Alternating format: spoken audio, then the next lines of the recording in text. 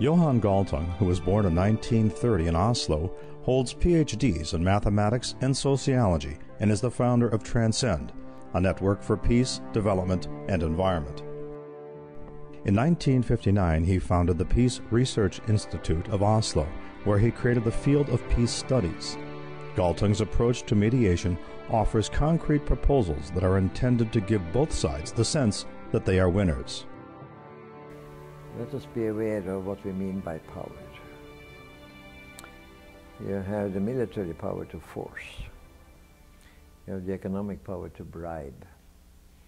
If you do what I want you to do, there will be some reward coming up, a good deal.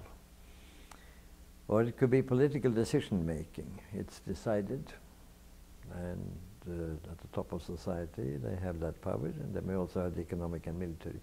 My power is none of this but idea power. So I contribute ideas. It's for the states, the systems, to contribute the other three types of power. And evidently, if at the top they like that idea, they would usually be able to steer those forces. But those forces may also revolt against it.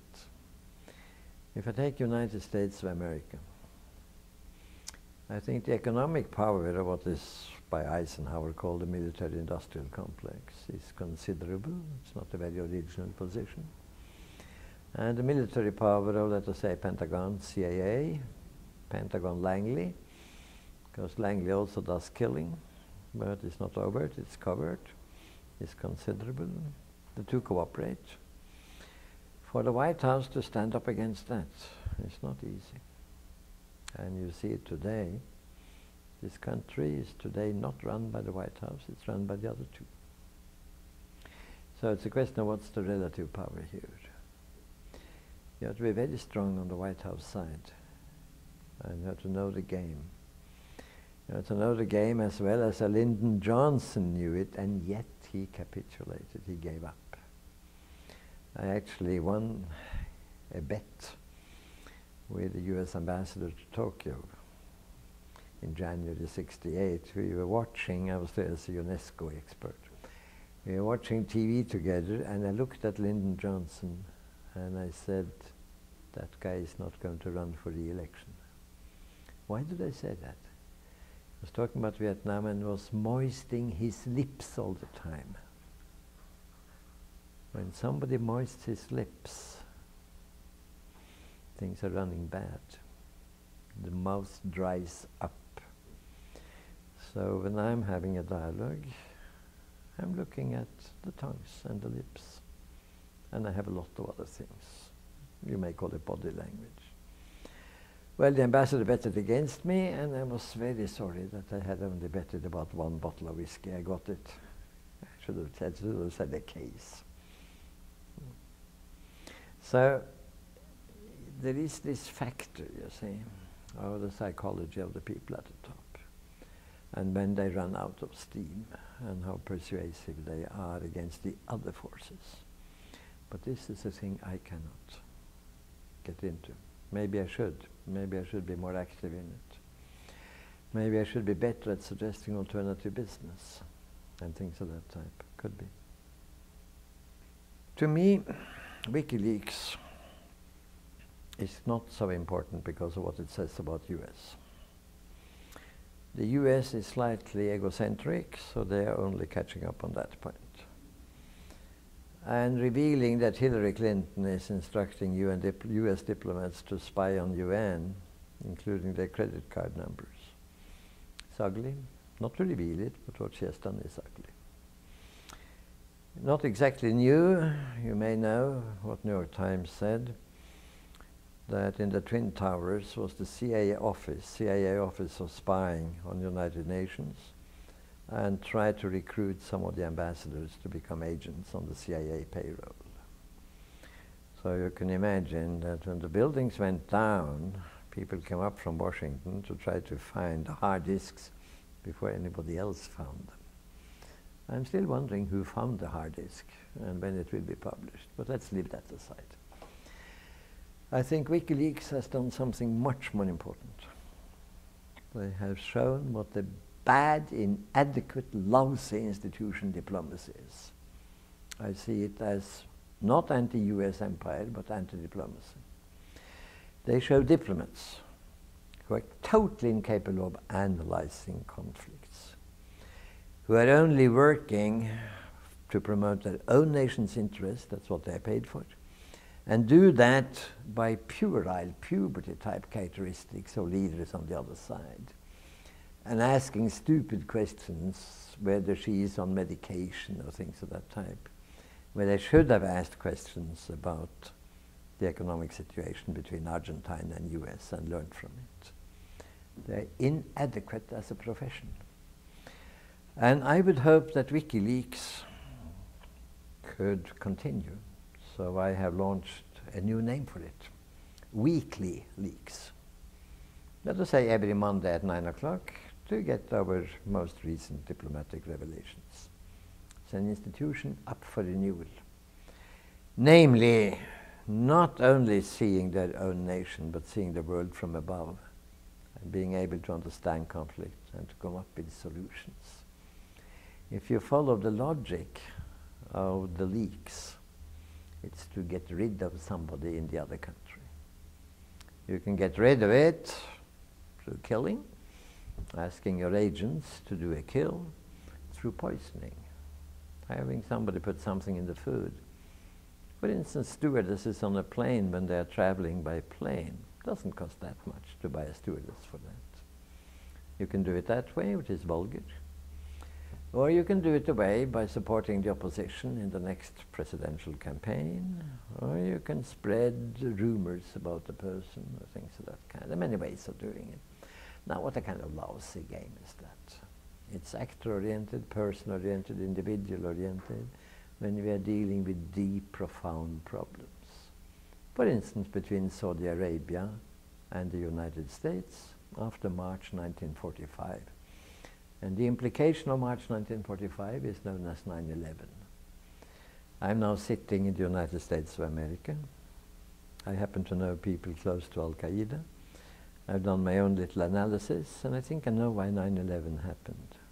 98% sure. Only 98%. The point is that I know perfectly well that this topic is taboo in the US. The only person who has come close to it is a columnist in New York Times. She's a woman, brilliant, with a fantastic command of English, but I'll not mention the name. People can guess. So there we are. If you're in a country that is not able to analyze its own conflicts, maybe because the diplomats are not able to do it either. And there should have been oceans of cables that would have told them. Well, some of those cables would have been leaked by now. Haven't seen them. So here comes my little story. What happened in March 1945 was on an aircraft carrier in the Suez Canal. It was on the last acts by the US President, Franklin Delano Roosevelt, a brilliant man, and the King of Saudi Arabia, Ibn Saud, also a brilliant man. And the treaty was a treaty with two basic points. Point one was clear. Roosevelt was convinced that oil was the key to power. And you know how they were fighting in Caucasus about the oil close to the Caspian Sea. And Stalingrad was the turning point, because Stalingrad was the access point down the Volga. So the treaty was point one, practically speaking, unlimited access to the oil sources. Point two is the important one. The United States obligates itself to come to the rescue of the royal house in case it is attacked by its own people.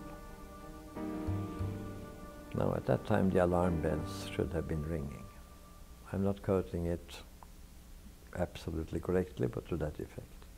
Now, why should that be? Because Saudi Arabia has Wahhabism, which is a branch of Sunni Islam.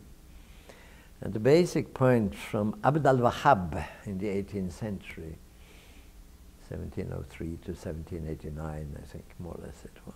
He filled the 18th century. He was a kind of Martin Luther of Sunni Islam, the sort of renovator. Let's get rid of the corruption. Let's go down to the basics. And the basics, according to him, was life as it was lived at the time of the Prophet, the good life. There was no oil, no Cadillacs, nothing of the type. It was Puritan.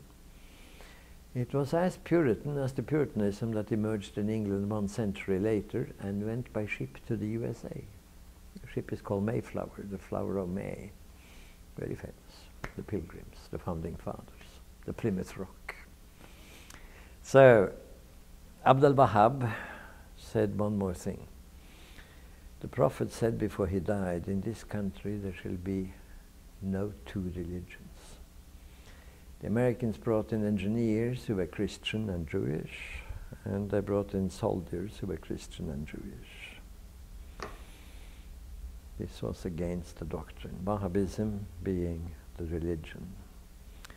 Now, Saudi Arabia is then split down the middle between those who go for the oil treaty, protection treaty, and those who go for Abdul Wahab and the original teachings. This down the middle applies to the royal house. They're divided. I'm not at all saying where the majority is, I don't know. I only know that the 9/11 planning came from Saudi Arabs. Did not come from Osama Bin Laden. Osama Bin Laden is a Saudi Arab, although it's more Yemenite. And he's of a rich family, as we all know, and his family was leaning more to US. So he was very active in Afghanistan, very, very active. He's been active other places too. He's very verbal.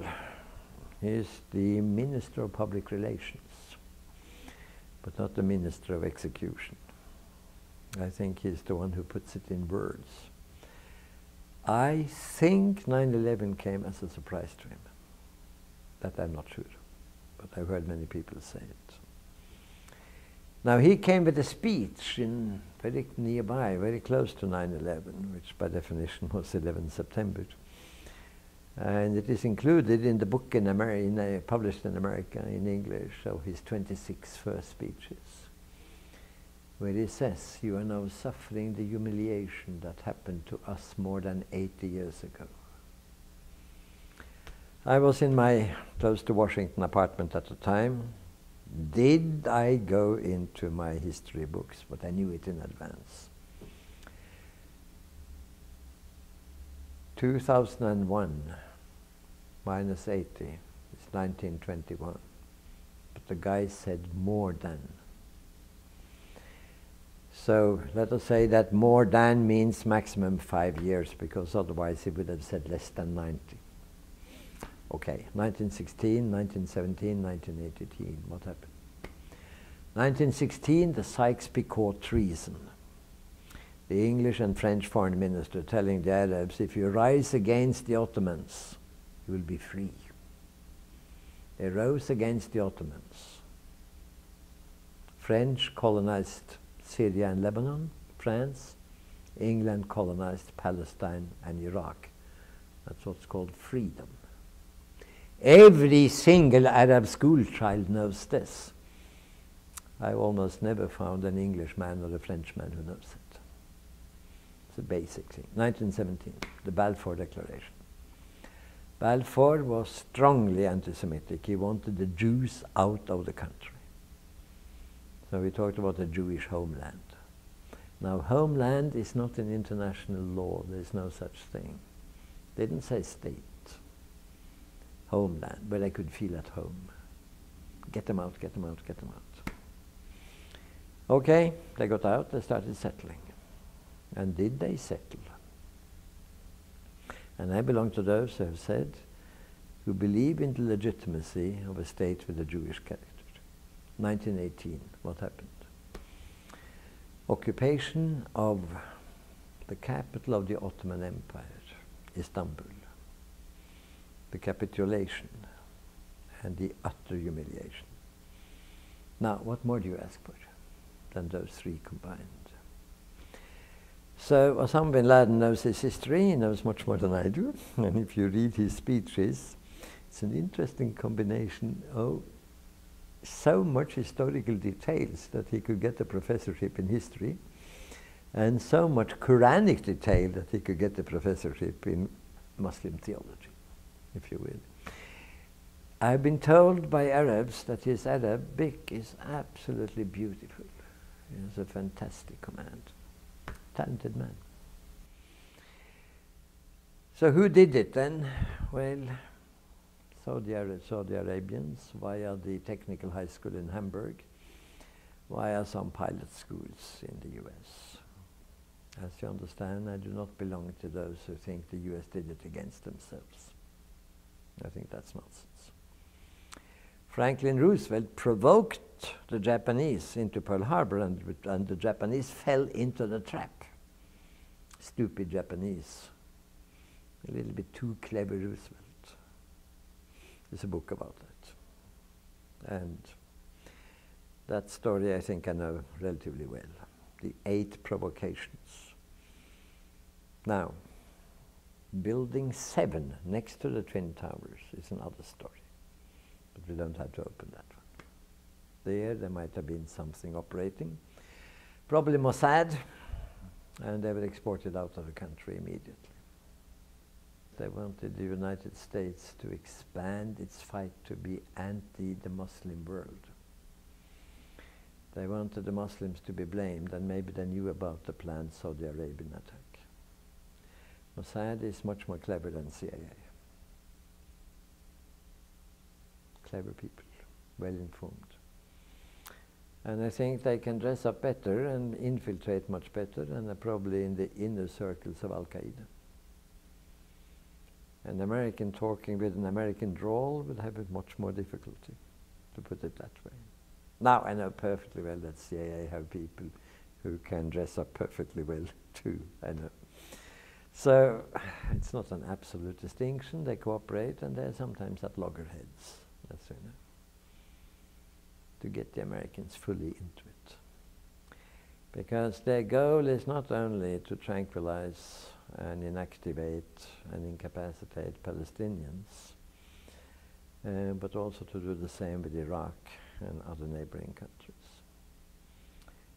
Iran today being an example. Now this happened in 2001. Iran was already on the horizon. Iraq certainly was on the horizon, and was invaded in 20 March 2003 by Iraqi calendar, 19 March by the American one.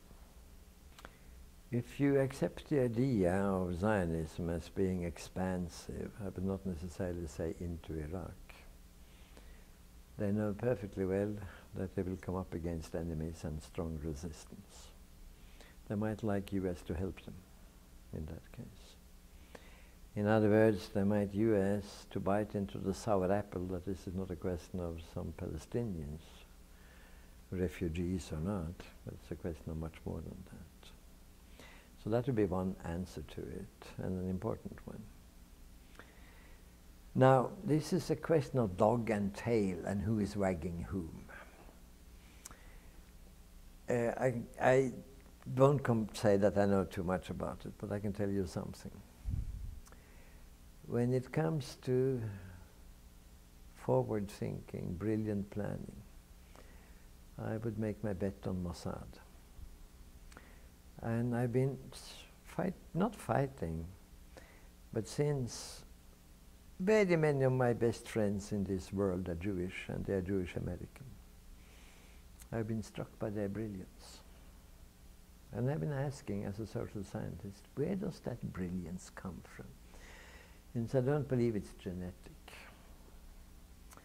Well, if you go back in history, one answer is, of course, that in the ghettos, their range of occupation was limited.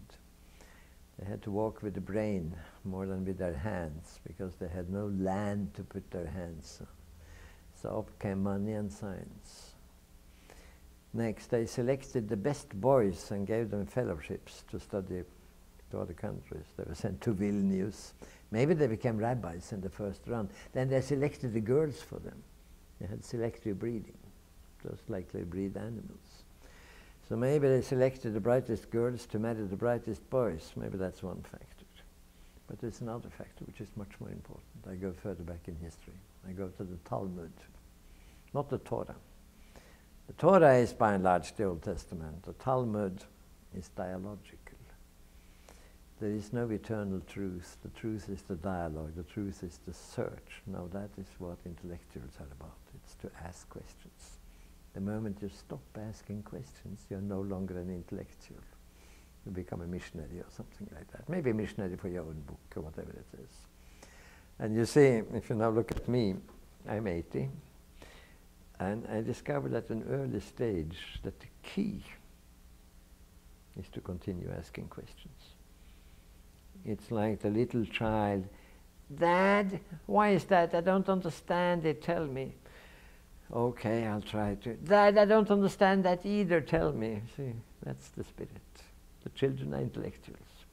The Jews are intellectuals. They're trained that way. So when 70% of the professors at the 20 best universities in the United States of America are Jewish, it may be because they are the best. There is some cliquishness, is it? Obviously. I mean, you have cliques everywhere and somebody's helping somebody. I'm not blaming that. I'm not saying they are born cliquish. You have WASP cliques, you have some Italian cliques known as mafias and things of that kind. Okay. I'm just saying that here you have something. So I would expect Mossad to think more, but they could be a little bit too clever. And of course the book by Stephen Walt and Mearsheimer about AIPAC is saying that you have been too clever. And this is now causing counter-reactions. And I have, of course, as a social scientist, a prediction. When the US empire goes further down and the US economy goes further down, Americans start asking the question, who's to blame for this? Because American thinking is very person-oriented and they want to find the bad guy. And you'll get quite a lot of anti-Semitism coming up. The dog will blame the tail. They're playing a dangerous game. So, this is a prognosis. Let's see what happens. What I would hope would be that the dog would tell the tail, stop it. You are now becoming a liability. You are dragging us into things that are not in our interest. In our interest is a peaceful solution in the Middle East. And I would of course say you want one, Middle East community. But you have to tame the tail a little bit. You see, start wagging that much and we won't recommend another dog instead. We will ask you to look at your size. It's a little bit small. Be a little bit more modest. When did this happen? United States of America told the apartheid government in South Africa exactly that. We are no longer with you, you have become a liability. Out they went. So this is a scenario. It's not going to happen with the current president, whose major financier was Goldman Sachs. Slightly Jewish, as the name indicates. Slightly, maybe a soft term. Jews for Obama, American Jews for Obama was his major support organization back in 2004 when it started. The elections were, of course, by definition, November 2008. So I think he is in the fold. And the idea that the United States exercised pressure on Netanyahu in order to have him stop the settlers continuing is ridiculous. If Washington, with all its might, cannot stop a couple of bulldozers, what can they stop? Well, maybe they didn't want to stop it. So, out, say goodbye to the negotiations, and up will come a number of very disagreeable things for Israel. I mentioned one of them. Down the line you will find Washington at one point saying, it's enough tail, we are the dog, stop it. I think renegotiate the 1945 agreement. Say that it would have been better if it had been undone. Could be undone. We made a mistake. You don't have to apologize. You see, I don't like that apology thing. Much better to distance yourself from what you did, saying, that was not a very bright thing to do. I should have listened, I should have understood better. And you will get a lot of sympathy on the other side. Then you may ask the question, where do we go from now? It's a perfectly legitimate question. You dismantle the bases you have in Saudi Arabia. You have one of them in Qatar. Qatar is not Saudi Arabia, but it is the Arab Peninsula. From a Muslim point of view, it is sacred territory. Be careful. You might also say that this is linked to our operations in Iraq. Well, that's another chapter, and I have lots of ideas about that one. But you reopen 1945, you dismantle the bases, you ask, where do we go from now? And here is what I would like to hear. Saudi Arabia is one of the biggest exporters, US is one of the biggest consumers. The biggest. Saudi Arabia is actually the biggest exporter. Iran is potentially the biggest exporter. So have a Saudi Arabian-US dialogue. How could we reduce the export from your side and the import from our side 5% per year by increasing green energy 5%? How could we do that? You Saudis have a lot of sunshine. It doesn't look like you have used it very much. We have lots of wind down in Texas, for instance. Now, how can we cooperate here? Build down the oil, build up the other side. You might even outcompete the Chinese. Right now, the Chinese have a lead in that game. But you have to cooperate, because the Saudis will lose a lot of income, and the US will have to reconstruct itself, reinvent itself.